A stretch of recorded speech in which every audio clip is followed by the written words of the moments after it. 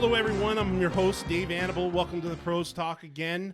Let's get right into things. I'm excited to welcome somebody that's grown in to be a good friend, Kevin Spencer from KC Spencer and Associates and CPR Gear. Welcome, Kevin.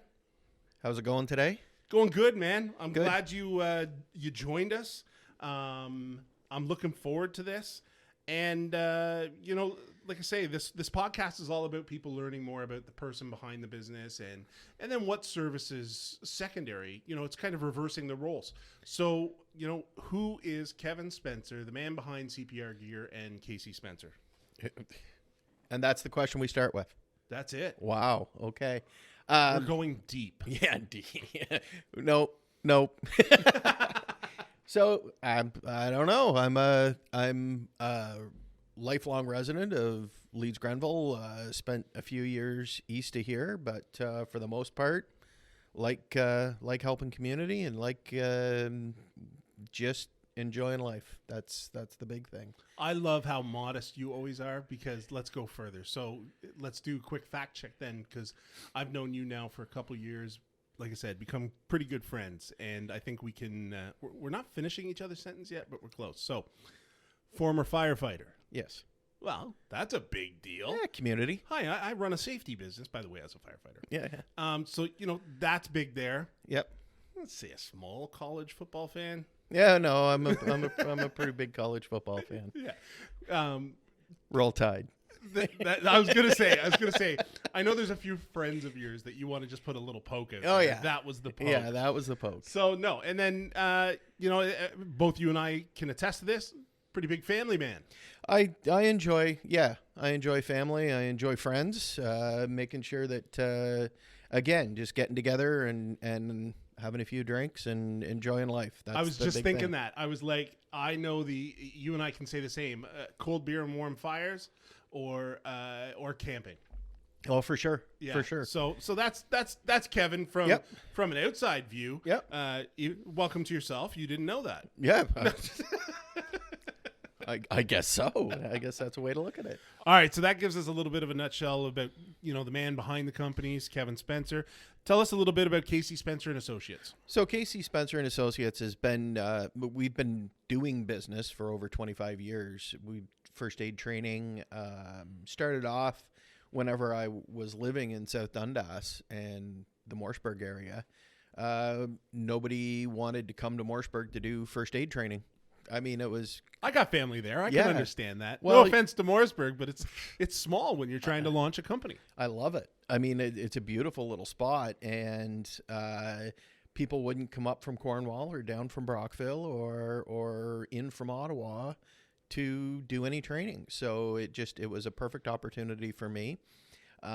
So we started doing the first aid training, and it kind of morphed into health and safety and those other kind of tasks that we provide. So it was always a sideline, right? And then when the opportunity arose 4.5 years ago now, we said, you know what, why not hang a shingle and see what happens? So we started KC Spencer and Associates then in 16, and it grew, and it's just continued to grow. So we've been pretty fortunate to continue on. Yeah, and I think fortunate's a key word, because again, I'll go back probably 2 years that I've now, we get together for cold beers, but I mean, work always comes up. We're entrepreneurs. The conversation's it's our life, and it's almost like our firstborn, right? So I know you and I've had the conversation a lot, and I've watched for 2 years, and it really has grown. And that was before this pandemic and other stuff. And you were really beating down the bush for the past 4 years to bring health and safety to the forefront. And it's probably one of those things that until somebody's injured or needs a plan because somebody got injured, they don't think that they need it. Yeah, and they think that's just part of the business. We can do that. We'll take care of that. And absolutely, a lot of people, I mean, if we're not looking at the Occupational Health and Safety Act, we're looking at protecting our workers. And that's our catchphrase, right, is protecting your most valuable assets, because that's the worker. And whenever you do it that way, people think, yeah, I'm doing everything I need to be doing. And sometimes it doesn't allow for all that extra stuff, right? And it's like, I liken it to bookkeeping.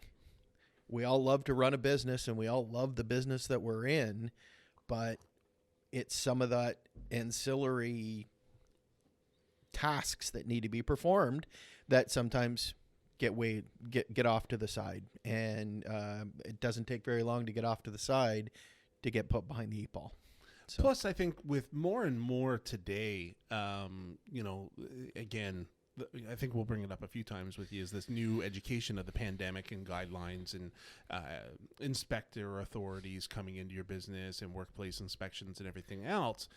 I mean, those people are also being educated on what you can provide now. Do they have a first aid kit? Do they have a health and safety plan? Are you meeting the current trade sector regulations as far as health and safety? So, I mean, we could probably go for hours talking about the services you offer, but I guess me speaking as the devil's advocate, the dummy in the room, when we're saying Casey Spencer and Associates, small businesses should reach out to you to do a risk management, health and safety audit. Yep. You can give them kind of the plus and minuses. You're not a reporting authority. Right. So you're there to work for the small business. Yep. And then just go from there on feasibility and costs to bring you up to par, right? Absolutely. And that's the big piece of what I try and provide is, although I may seem informal, I try and bring that formality of the health and safety program, the risk assessments, things like that, to a small business to be able to allow them to have that big business feel. Well, and I think that's going to be a topic when we bring a lot of these local small professionals. You and I are both small town, small business professionals. When we bring them to this table and talk to them, a lot of times it's going to be a very dry topic. We're talking about first aid. We're talking about health and safety and something regulated by the government. Hey. We've talked about taxes in the past. What a boring subject. Right. But, I mean, the fact that we're human beings and we come to that table and I mean, you and I have talked business. It's never been boring. Nope. I mean, you still get these sarcastic puns. You get jokes. You've got human relation and interaction. I think that's key, that people got to realize that when you get Casey Spencer and Associates in the room, that's what it's all about. It's a hometown touch and a relatable experience, not a black and white dictionary being thrown at you, and I'm going to call the health officials to make $1. And that's the big piece, right? That's the fear factor that people have, is what happens if something's found that's wrong? Well, I can tell you, every business out there is going to have something wrong. Yeah. It's undeniable, right? I'm there to assist, to get you through that. That's what I'm looking for. Yeah, because worst case is when something happens. Right. Like it's, what's the risk? Right. And I always thought risk management was the key phrase when I was understanding and learning about your business. It's not how bad could the paper cut be? It's that extreme of what you don't realize of after the fact that something happens. Yeah. It's crazy. It's something everyone should look at. And I know when we get in the full discussion, we'll cover more about it. But yeah, so Casey Spencer and Associates, risk management and health and safety. Now you got a second firstborn almost. You've got this new baby in the works. Yep. Newer, about a year now, right? About a year. Yeah, almost exactly a year. It is, yeah. Because I remember you were talking and you were like, hey, I'm going to launch another company. I was like, have you heard of COVID? Yeah, yeah. So CPR gear. Yeah.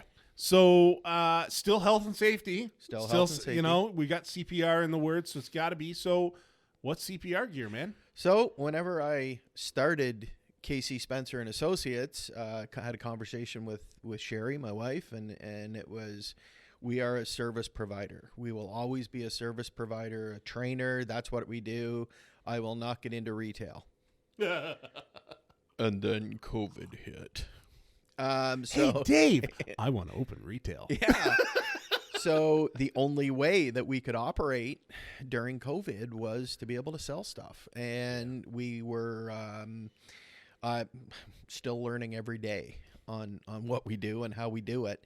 But we've grown our distributors and our suppliers into a pretty well-rounded group. And that's the other thing that, I mean, I want to make sure that if we say we're offering a service to people, that we offer the service, that it's there and it shows up on your door. And I mean, we've had a couple hiccups now with delivery, and like anything else through COVID, it's that ship time, right? But for the most part, we're delivering what we're saying we're delivering. Yeah, it's the ship part is, I get that we're all being educated to shift our gears and refocus retail, curbside pickup, digital Main Street platforms, and all this other stuff. But I'll tell you, in my world with architecture, I've got a client that just signed up 2 weeks ago, and they're part of the Amish village in Mauritown. Yep. So I say to him, no problem, I'll shoot you an email, right? Like, you can call me. I therefore think that's automatically a smartphone. This thing is screwed to his wall. Right. This is not a smartphone by any means. I don't know if it's full rotary, but it's not a smartphone. So he's really good about it. He's obviously been experienced, and he says, my horse does not have a monitor. There you go. I lost it. I was like, this is awesome. We're going to get along. So we keep talking more and more. And he just followed up today. It's been 2 weeks. We're working on the plans. I got to mail him stuff. We do fax to email and email to fax. It works backwards. They have one fax in the village. But he was telling me today, he was like, hey, I'd never mentioned your estimate says that you require a retainer. Do you want me to mail that to you? And this is where I'm going with this, because I said to him, I actually laughed. And I'm like, we're 2 weeks in. We have 2 months to finish the project. Canada Post is so overwhelmed. By the time that man mails me, which is his only primary outside of the world short of human contact method of communication, it'll be done. Yep. I might as well just wait. Yeah. So I said, we're both humans. Virtual handshake over the phone. I mean, the man drives a horse. If I can't trust him, there you go. What the heck? So go. The distribution and hurdles is where I'm going with that with shipping. We all know that everyone shifted that way, and our current system before COVID, in my opinion, didn't work. Right. I get wrong addresses. I get delayed stuff. I'm not shitting on Canada Post here, but it was a system that was already, I don't know if it was lack of workers, lack of technology, too much technology. It was already in bad shape. Now, the government's telling us, and I'm getting to the point here, the government's telling us, hey, small business Kevin, sell online. Right. Ship it. Yeah. All your product is not made here. It's bringing shipped to you and then shipped direct, or shipped to you and then pass it secondhand. How much of a hurdle has that been? Oh, and that's the technology and the shipping hurdle is one thing. The morality hurdle is the other, right? Is, hey, I'm small business. I want to drive small business. It's taken me 6 months to find, and as much as we're not pushing the PPE, right, the COVID PPE stuff, I have got an Eastern Ontario mask producer now. And is that this is what I love, because this is where these conversations really start to make me think. And you know me as a friend, like I said, I'm a thinker. I do not stop thinking. So, PPE, hot topic for 2 months last year. Yep. I remember you and I having this conversation about, holy smokes, like, we got to get shipments. I personally, at the office, because we were talking trade shows and stuff, we didn't know what was going to happen. Yep. I've got 2,000 masks sitting here. Yep. I mean, one a day for the next 4 years, I'm good. Yeah, you're I got a whole collection. I can put them up with, I can have them all match the hats. But where I'm going with that is, one of the government's go-to answers is, well, we have a PPE grant for you small businesses. Why aren't you taking advantage of that? Right. Because we all have it already. Right. Like, you can't 12 months in say, hey, Kevin, as a small business owner, I'm going to step in and be the biggest man I can be here. You, sir, win $1,000 for PPE. You haven't had PPE all the way through? I understand they can subsidize it and do all this other stuff, but it just, how much do you find, I guess is my question to you, how much do you find that PPE is really not a hot topic, because they're outsourcing from mom and pop stitchers and homemade crafters, and I think every single major box retailer sells them now. Oh yeah, for sure. And I, like I said, I really don't. We have it available. I am certainly not a advertiser of it. If you need, it's part of our supplies. So if you need it, we've got it. It's kind of like jumping on that bandwagon, like start making moonshine again. We don't need any more hand sanitizer. Right. Yes. Like yeah. priorities. I'll people. jump on that bandwagon. Yeah. Like take all our moonshine away because they want to make hand sanitizer. Meanwhile, where's all the moonshine gone? I heard it takes 7 years to make that stuff. Is there a lull in 6 years? Well, let's hope not. We're going to be stock up state. in 5. It's going to be a dry state in 6 years. Kevin and I predicted it.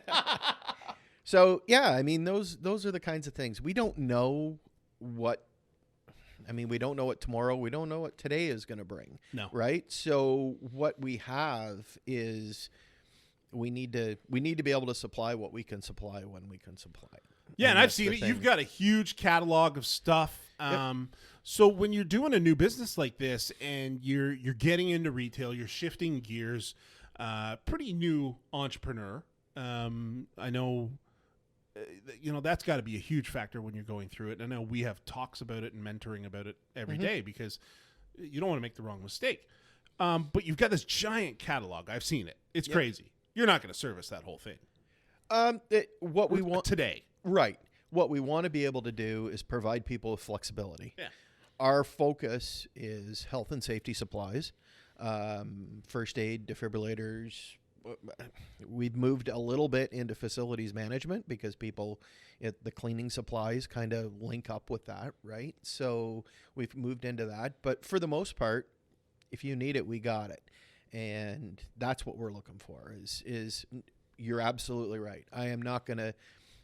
I will be looking for a new house to live if I stock my garage any fuller with stuff. Well, you said it too. We don't know what tomorrow brings. So, right. I mean, how's an entrepreneur, I'm going to say of 4 years, expected to start a new business on the heels, like literally just in the forefront of COVID? But then, I mean, the world's went to a shit show. If you came to me and said, Dave, I need to rent warehouse space because I'm going to service a 60,000 item product list, I'm like, you think you're Jeff Bezos? Like, right. What the hell? That's impossible today. There's a guy doing it. Right. And you can't compete with that guy. No. They're the gods of the department store shipped to people. Yeah. Until they sponsor us. I'm not saying his name. Right. But we got to start avenues, But anyway, it's one of those things that, I would call you insane if you said I had to get a warehouse and service this giant catalog, and then it comes into logistics, Yeah. I'm a big fan of making sure we shut it off at 5 and have our family time. You and I are both the same that way. So how do you see CPR Gear facilitating such a large catalog opportunity? Is that just going to be your race that you're going to kind of focus on health and safety? But what if somebody wants a Milwaukee tool or something else from that catalog? Like I know it's there. I've looked at it. Yep. What's your approach there? It's a conversation. I mean, if you need it, we can get it for you. But yeah, overcommitment part 1. Right. But we have a focus, and that's what we're going to try and maintain. In all honesty, as people get to know what we're doing and how we're doing it, it's scaring the crap out of me because how big can this get? It's going to end up looking like a liberal CRA document. It's just the catalog. Every other page will be fully blacked out. That's right. Right? This page left intentionally blank. Yeah. Not even blank. They just took black markers. If you ever saw the video, it just blacked out. So redacted. Everything. It says Milwaukee, but then it's just black. Yeah. So, I mean, we can supply all those items. What I'm looking at right now is the focus area of where can I provide the service best to the areas, to the geographic locations. City center, and when I say city center, I mean the center of Leeds, Grenville, Brockville, right now, has all the services they require. So where do I need to go? Getting back to my roots in the conversation I had earlier, east of here doesn't have that support. So you find so with Brockville being kind of set in its place and let's say, checking the majority of the boxes. Yep. I guarantee nobody's checking all the boxes. No. You go to those rural municipalities, and so is that your? I know it's one of your focuses to get municipalities, but small businesses. I know here at the Approved Professionals office, we have a defibrillator. We've loaned it out to special events. Yep. I think all the police and ambulance, everyone knows it's here. Yep. Right, that needs to, and it's a go-to center. As far as I know. Yeah.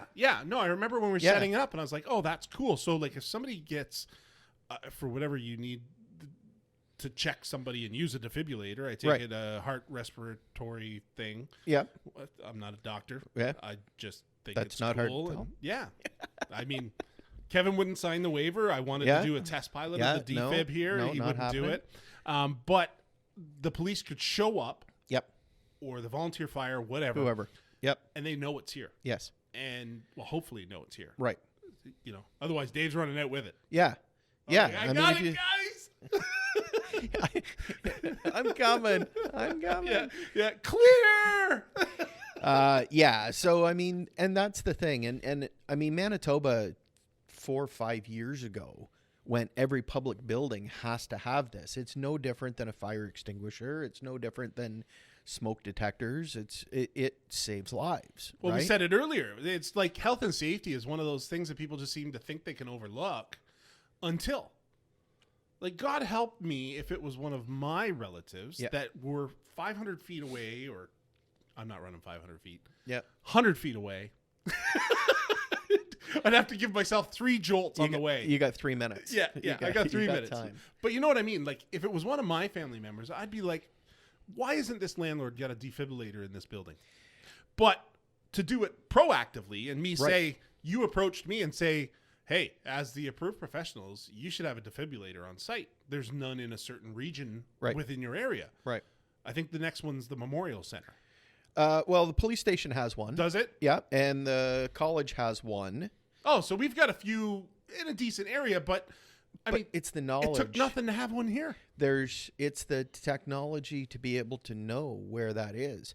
Whenever the public access defibrillator system was kind of in its heyday, when Heart and Stroke was helping out quite a bit, there was some apps in Kingston. The city of Kingston had an app that was like geolocating them. Yeah, it was amazing because if you were standing on the corner of Ormond and Parkdale and you needed a defibrillator, you could literally pull up this app and it would tell you where the closest one was. Any tech guys out there, let's get a CPR gear app. There you go. Developed to locate these things.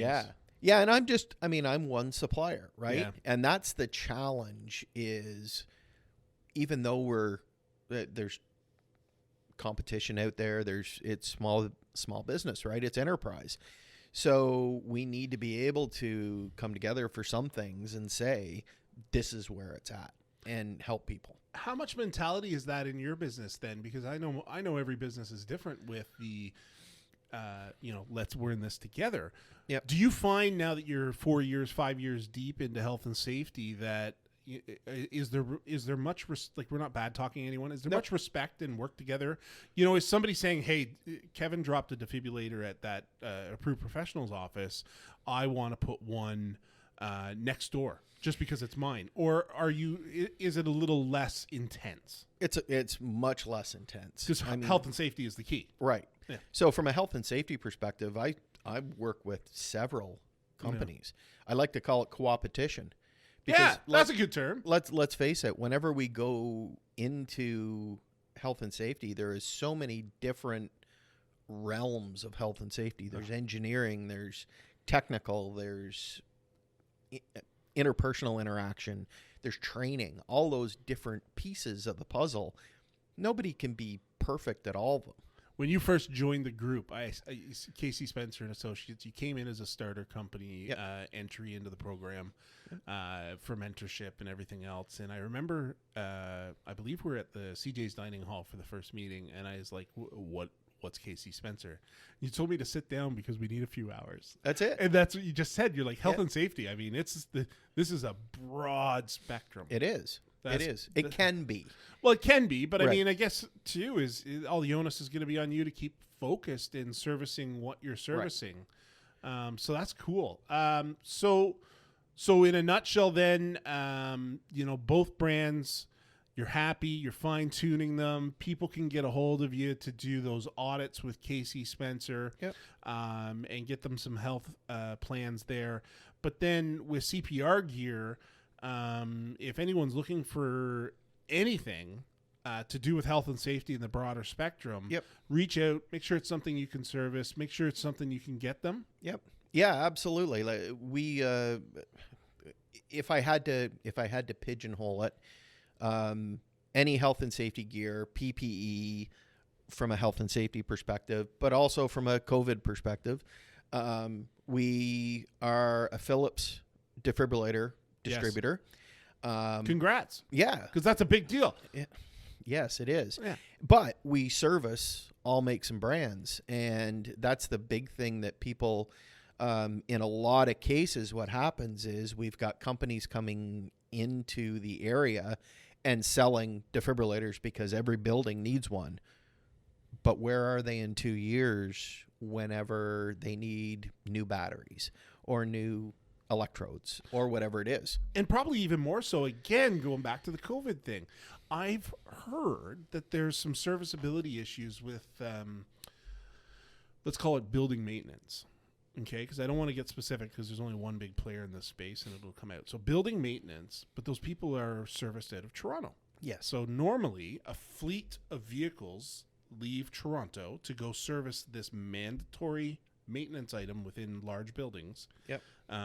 You probably know what I'm talking about. Yep. Smart people know what I'm talking about. Those that don't know what I'm talking about, we'll get to it. But they can't. Because they're not supposed to travel out of those regions. So now we have provincially mandated stuff that, that large company swelled and took over all the maintenance, probably killed and bought out all the small guys, some big, Philips wanted to get into the game by themselves. Right. They would just outmarket you and outfund you because you can't compete with the size of bankroll they have. Right. So this company that does this building maintenance, I've heard have missed over 50% of these mandatory inspections on building safety. And the government's going, they're following the rules. Mm-hmm. Well, which rules are they following? Right. And that's what it comes down to, right? There are companies that are out there that used to travel across Ontario, across Canada, across North America. They got that big. Dealing with first aid kits. And all they had to do was come in and service their first aid kits. Well, how do they do that now? What are they doing, right? So that's where I'm getting phone calls from different places that are saying, hey, they haven't been in over a year to look at my stuff, and it's because of they can't get in. So who's going to take care of my first aid stuff? We can do that for you. And whenever I try to say we're a local supplier, well, I'm no different, really, than any of these other companies. I'm just a lot smaller. For now. But I will make sure there's a face there to provide you with some help. Yeah, and if anyone ever asks me or we start talking business strategy, which you and I, again, we've had lots of conversations about it, one of the key things is that when you shake my hand, I know that's done. Yeah, that's a dying breed. Yeah. And I think we're blessed living in a small community like Leeds and Grenville that still works. Like I said, I've never met this guy in the Amish area. Going to be on the hook for a bit of money, a lot of services, professional service, but we're good. Yeah. And I don't know if that's his mentality. I'm saying we're good because that's my mentality. Right. And I know that with you. Yeah. So I think that's going to be a huge selling feature. Plus, I know it's never going to go anywhere. Like nobody could offer you a bigger piece of the fish, and you're going to be like, "Oh, I'll sell it by integrity." Right. Like it just doesn't happen. Yeah. I certainly. I mean, that's the plan, right? That's where we don't have a name for ourselves. Yeah. What is it that used to be a song lyric John Cougar had? You got to stand for something or you'll fall for anything. That's right. Yes. Right. And that's I try to live my life by that. Now, does that mean that we can't be flexible? Flexibility is needed sometimes, especially when you're a small business. But at the same time, and that's one of those things, whenever we went into the retail side of things, I said I would never do retail. Well, you first told me, I thought you were absolutely crazy. I remember telling you, my sound advice. Yep. But I don't think I've ever told you this. I went home and talked to my wife. I'm sure you did the same. This is what Dave said. And then I said to Natasha, he's fucking crazy. Mm-hmm. Like, what the hell? I'm sure there's more than one person out there that will tell that. I just, it scares me. It is scary.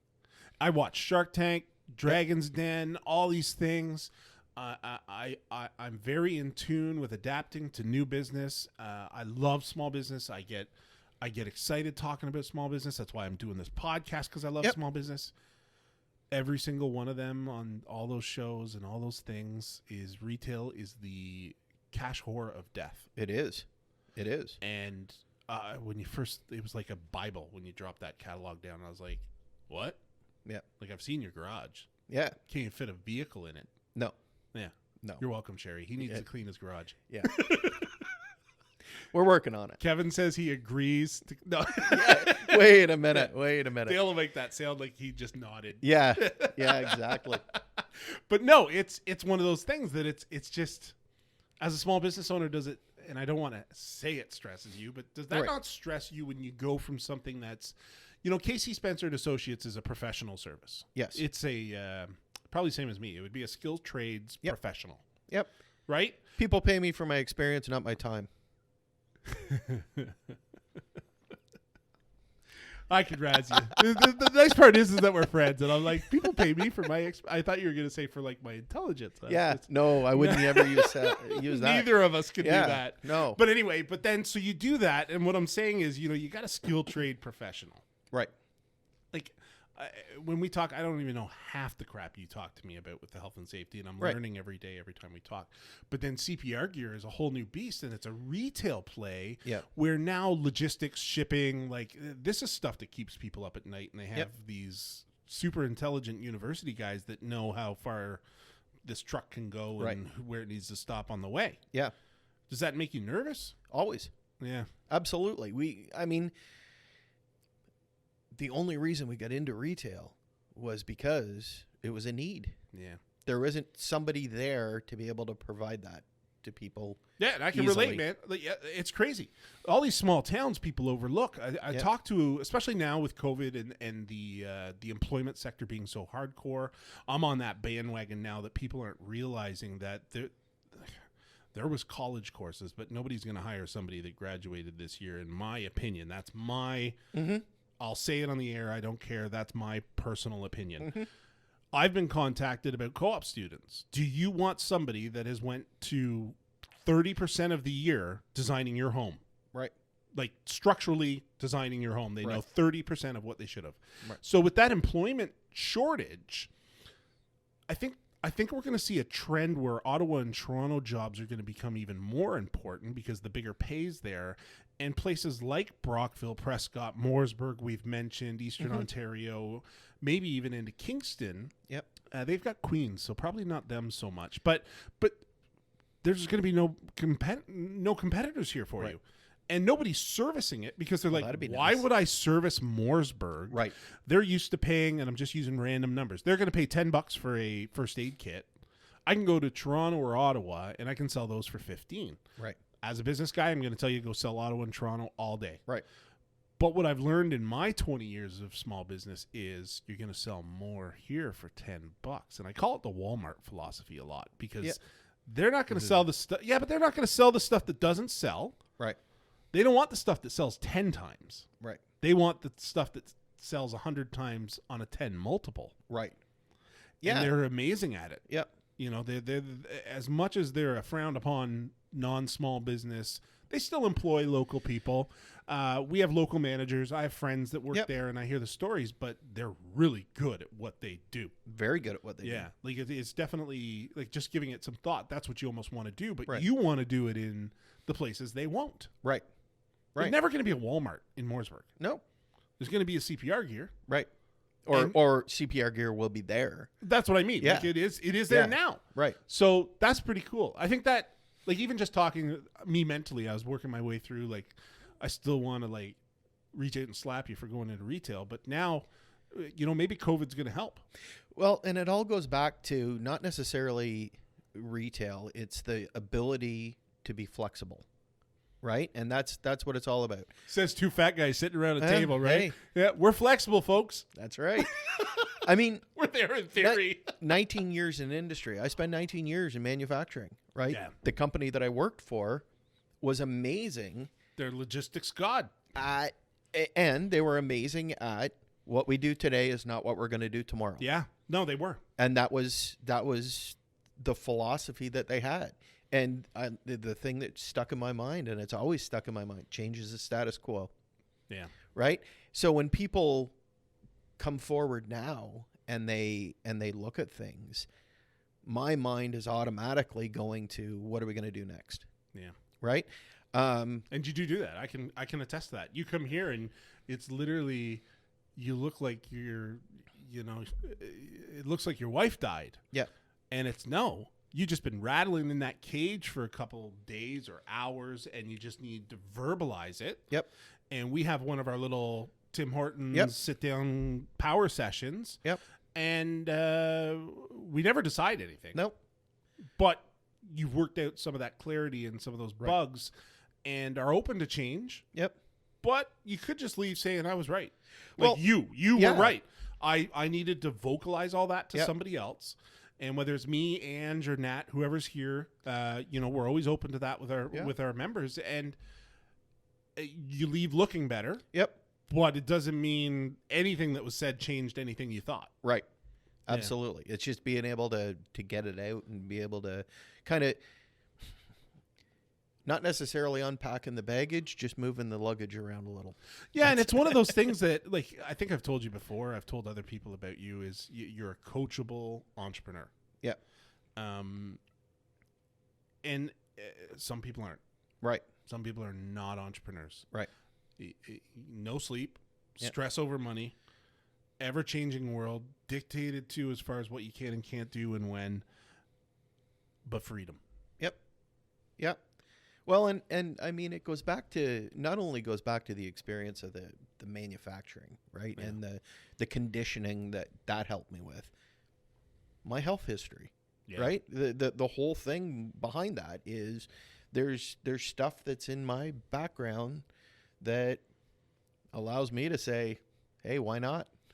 Well, not only that, I mean, going from the brinks of where you were health-wise to what you are today, and I didn't know a lot of that, and you don't speak about it a lot, but as I've become a friend and learned it more, it really did. It gave that I don't care. Not I don't care. I don't care is wrong. It's I tomorrow it's coming no matter what. Yep. I might be there. Yep. I might not be there. Right.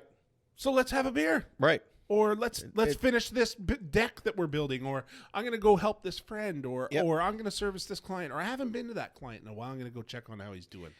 I think that's a key Kevin Spencer business. It's a positive outlook. Yeah. And that's where you and I have had the conversation as we go forward through small business and everything that's going on in the world right now. Hey, a small business to small business. Yep. We compete against each other and we're looking for everybody's dollar that we can get. But we all have to be together in this and make sure that we come out the other side as much as we can. Yeah, and I don't think it's even a choice. No.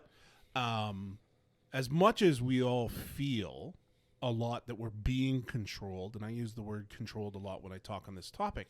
Yep. We are being controlled, but it's more of a guideline and a mandate. But small business cannot go away. Right. It's always going to be there. Right. I was in an industry. I worked for the man. Yep. I wasn't happy. I wasn't me. Nope. And I think it's one of those things that you're right. We're all in it together. We're always going to be there, but they can't shut down any aspect of small business entrepreneurialism. We're just going to be here forever, and there's nothing you can do to stop it. Yeah. I mean, you go back humans. It's society. Yeah. Right. We all are helping each other somehow. Well, if we weren't, we'd still be pulling wagons in square wheels because the guy with the circle idea was still a monkey too, Right. And didn't think it was a great idea. And but we'd each be one of rubbing them sticks together to make our exactly dinosaur ribs. We all had blacksmiths. We all had cabinet makers. We had all those people, right? And as we come up through, each of us is a trade of some sort, right? And when we think about it that way, if we're working together, we've got competition and but we all got to work together to make sure that the community remains a community. Who knew people would come to us to be so wise? I can name 4 or 5 who wouldn't. Yeah. They're all like, is that a robot Kevin? They doubled David Kevin. They sound intelligent. Listen, people, we're not intelligent. It's the mics. It's the mics. That's what it is. Setup. It's the podcast. Listen, Kev, that's us in a nutshell, I think. And you and I could go on for hours, and I'd love to have you back again. I mean, I'll say it on the air because I say it in person, man. I wish you all the best with your endeavors because, I mean, I'm just amazed in 4 years what you've accomplished and grown to. It's really cool, man. Oh, thanks. And I'm being sincere and honest. And it helps because we've got the relationships that we've got, and it's not just you and me. It's all the people that are out there, and we're able to use them as sounding boards, right? I am not an educated person. I am love not when people say that, but they have to pause. I'm not a university student.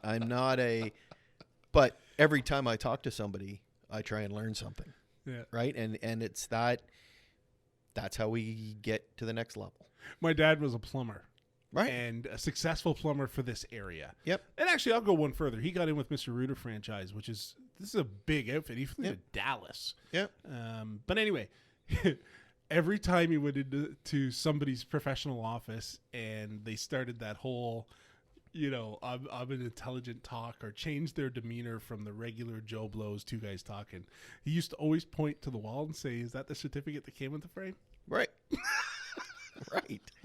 I've got a couple of them. Oh, that's crazy. All right. Well, Kevin Spencer, Casey Spencer and Associates. We're going to share all your contact information here at the end of the podcast. Thanks for coming, buddy. Stay safe. All right. Thank you. You as well.